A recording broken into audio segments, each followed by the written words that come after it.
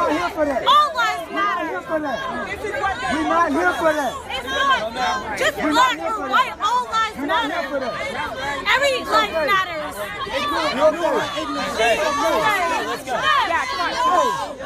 We're included in all lives. All lives matter.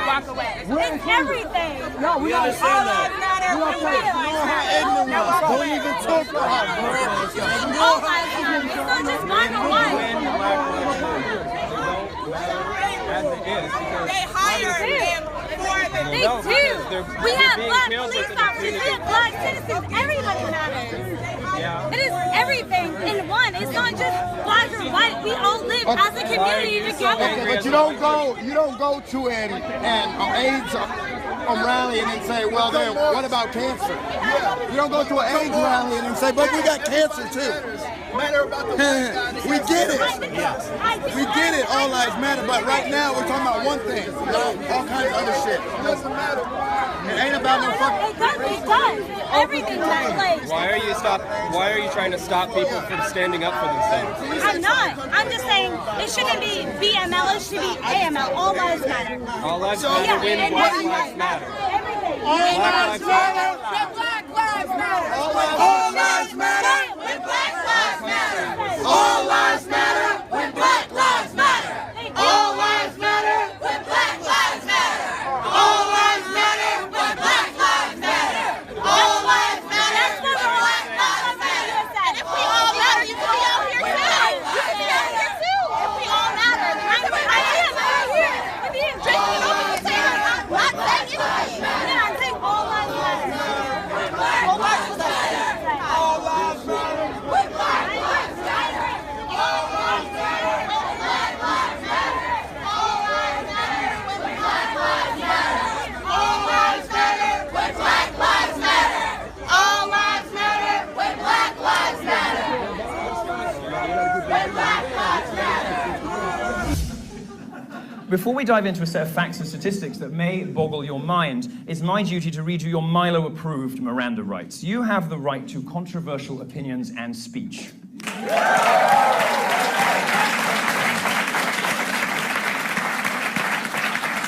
You have the right to confront and to disagree with, to rebut and to question opinions that don't match your own.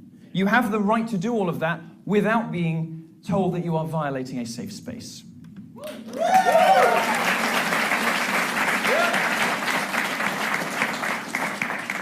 You have the right to reject the brainwashing forced upon you by professors that make Obama look like the aforesaid Che Guevara. And most importantly, you have the right to worship your dangerous faggot.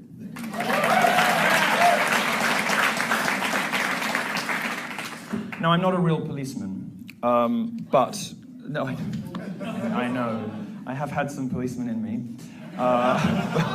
Sorry, I'll stop. It's cheap. It's cheap. It's cheap. You should stop laughing. It just encourages me. That's not even in here. I'm just... But I do recognize that blue lives matter. Blue lives matter.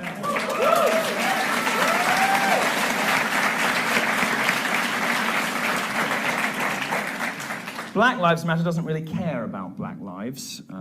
It's, as we'll discuss shortly, more of a movement for attention, money, and, like most activism, more money. To achieve these goals, they focus their energies on cases of black men killed by the police. Well, the work of criminologist Dr. Richard Johnson of the University of Toledo explains just how futile this is.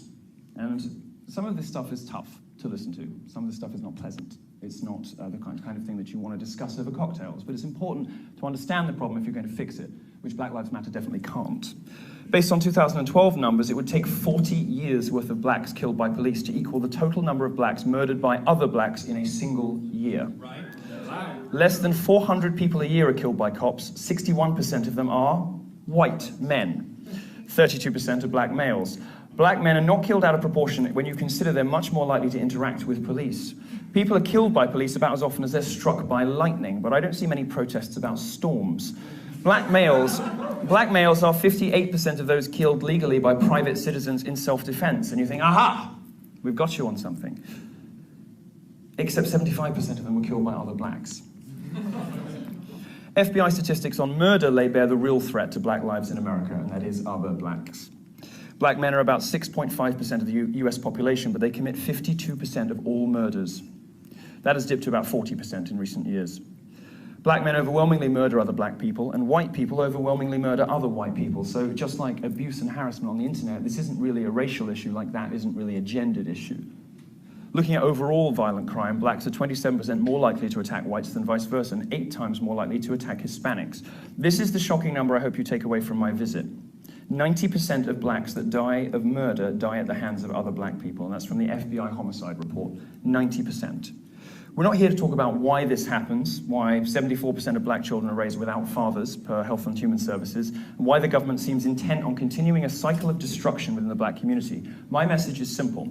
Black lives don't matter to Black Lives Matter. If they did, they'd be confronting these issues instead of ignoring them completely.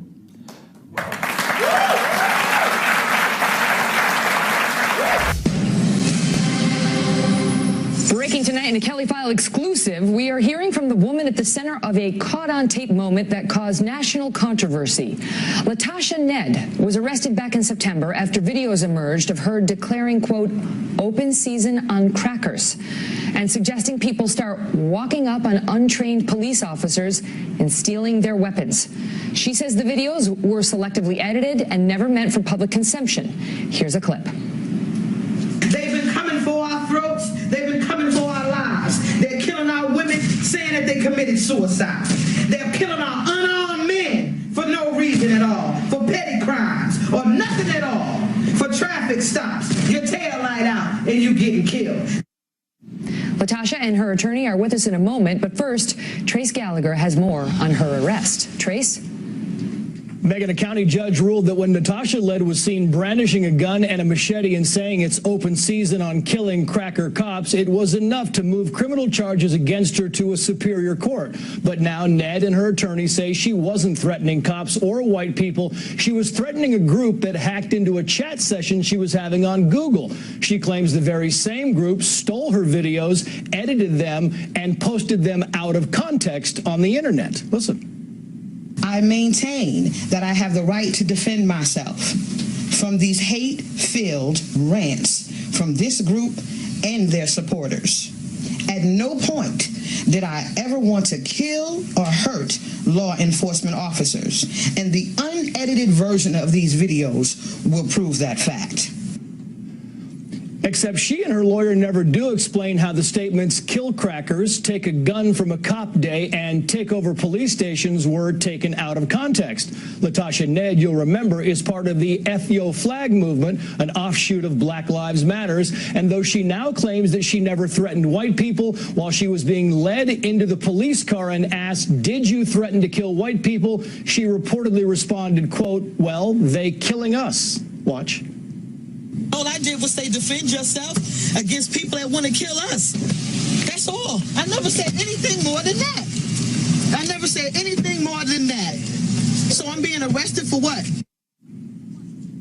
Her lawyer claims that rap groups often make similar statements to Latasha Ned, but they're not facing criminal charges, saying people have the right to free speech. Megan. Trace, thank you. Joining me now in a cable exclusive, Latasha Ned, the woman we've been speaking about, and her attorney, Gerald Griggs. Thank you both for being here. Latasha, let me start with you on where our reporter just left off, on the perception that you threatened white people based on the words, we're going to fight back, we declare right now open season on a MFing cracker, as you're pointing a gun at the camera with your finger on the trigger, saying you need to watch your MFing heads, you need to protect your MFing selves because we're coming from you. Can you see how people thought that was a threat? Taken out of context, yes. I can see how that might sound that way. What context makes it sound better? I don't think that the context that I was being threatened, and that video specifically was towards the people that were threatening me. So there's nothing that I could say to make it sound any better than that. When being threatened, when being called stereotypical names, racial slurs, and I responded. I mean, separate and apart from what happened in your online chat, because that's where this took place, how do you feel about white people? I don't hate white people, if that's what you're asking me, Megan. I don't hate white people. I hate injustice, and I hate corruption. And I feel that the systematic killing of black people has to be addressed. When people listen to the piece that went online, you talk about how it's open season on the cracker. We won't take this S any M effing more. That makes it sound obviously like you mean what you say, that it's open season on white people. Cracker is obviously a derogatory term for white people. And even though this happened in a situation where you say somebody was antagonizing you, your statements are generalized. Again, Megan, once we go further with this investigation, the ending part, those last 30 seconds of that video will be very clear and explained. So the beginning of that video, which people don't get to see, is me talking about the atrocities that are being committed against black people. And the system that allows those atrocities to go on. I understand that's where you were angry about what you perceive as the murders of young black men. You believe those are murders by some police officers that we've seen, and in some cases they have been, but in many cases they haven't been, and they've been portrayed in a way in the media that may have misrepresented the facts. Can you allow for that? Because in your discussion, you sound like you really can't, like you hate the cops and you want it to be open season on them too. Well, here's what you have to understand, Megan. You have to take the video in context. You have to understand the threats that were made before the video when she was having a Google Hangout chat and individuals infiltrated and hacked in and called her everything but a child of God. And in Georgia law, you have the very right to defend yourself, and that's exactly what she was doing. So we're not talking about this out of context. If someone hacks into your show and calls you everything under the sun, threatens to come to your house and then comes to your house and posted online that they came to your house, you would respond the same way. And that's exactly what my client did. That's what free speech allows her to do. And at that point, she was defending herself. But that's where you lose a lot of people, Gerald, is that a lot of people watching this will say, if that happened, if somebody hacked into my Google chat and started saying nasty things about me, I would not respond by using the terms crackers and it's open season and, all the stuff we went through, pointing the gun at the camera, finger on the trigger. You need to watch your MFing heads. We're coming for you. It's open, and so on. And here's where we beg to differ, Megan. If someone comes to your house and claims to be the police, if someone hacks into your Google account and shows you a picture of your house telling you, I'm coming for you, you MFing N-word, multiple times, calling you all kinds of racial epithets, monkey, coon, and all those things are That's on the tape that the court has. That's on the tape that the court has. Yes, you see the individual, you see him laughing, you see him talking about her, you see all these things, and that's the unedited tape. They're antagonizing her, and she's responding. But let me ask you, in all fairness, then, Latasha, are these terms, cracker and we're going to kill? Have you said that prior to this chat room? I have. The etymology of the word cracker comes from slavery, where field slaves would notify each other when the overseer was coming.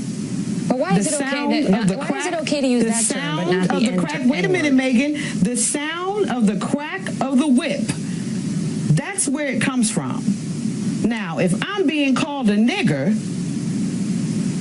then, and no one seems to have a problem with that, when I use the word cracker, now I become a terrorist? Come on, Megan. And here's the ultimate issue. I don't know about your assertion that no one has a problem with the N-word. I think a lot of folks out there have a problem with both of those words, don't want to hear those heard. Gerald, I know that you were arguing this in court. You don't believe she's made terroristic threats, that this was a matter of free speech, and that she has a defense based on the fact that she was threatened firsthand in the first place. And we'll hear more of that when the court releases this tape. I appreciate both of you being here. Thank you very much. Thank you. Thank you, Megan. We apologize for those words, which were at the center of the debate we were having. Also tonight, breaking news on a new poll. Black power, Black power, black motherfucking power. Black at your ass again. Coming to you live and direct to give you a message to all you awakened blacks. And all you sleeping niggas too. It's open season on the crack. We've had enough, and we won't take this shit any motherfucking more. Time and time again, throughout the years and the decades, they have been killing us, they've been slaughtering us, they've been taking our children, they've been putting our men in prisons, they've been attacking our women through their wombs. And enough is enough. Our time is now. They fuck with the last nigga that they need to fuck with. It's over and it's done. It's open season on a motherfucking crack. Period.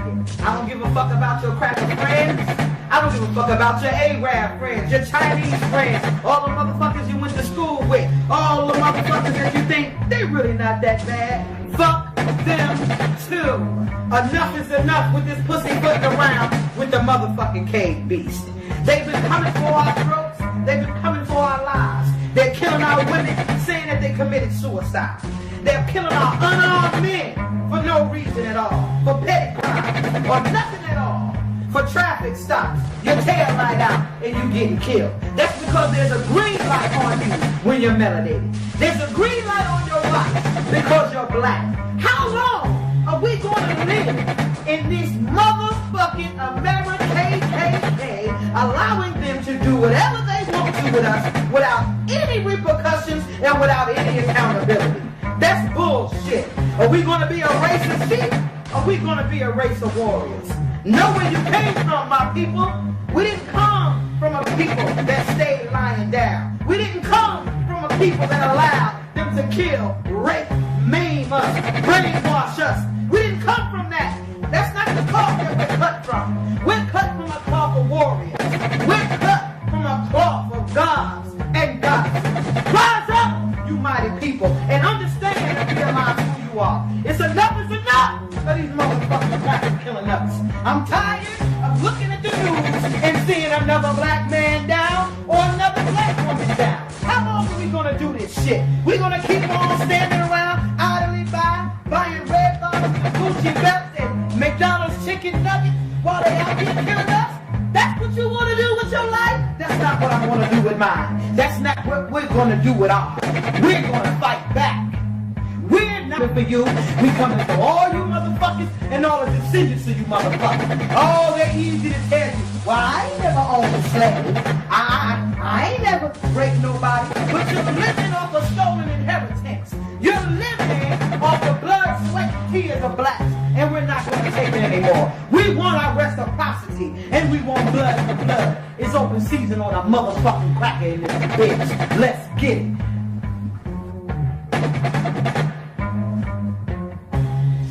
The Black Lives Matter movement doesn't believe Black Lives Matter. In fact, they are the single greatest threat facing young black men who want to survive to become old black men. So why have Democrats embraced the Black Lives Matter movement?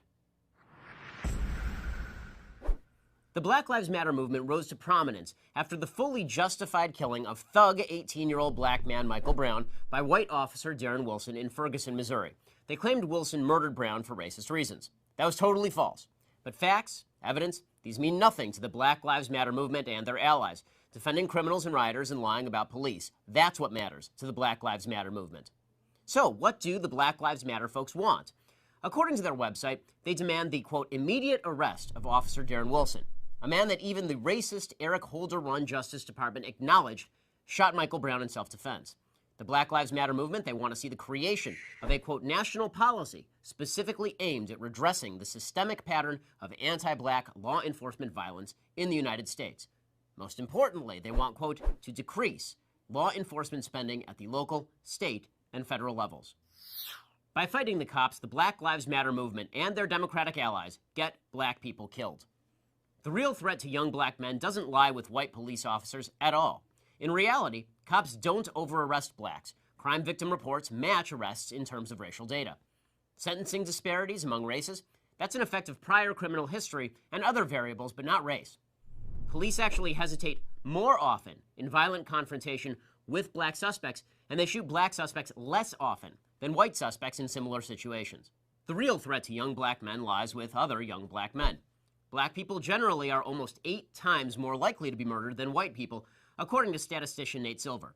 Murder is now the #1 cause of death for black males 15 to 34, and virtually all of those murders are committed by other young black men. Black men represent approximately 6% of Americans, but nearly 40% of all murder victims and perpetrators. And it's been that way for a century.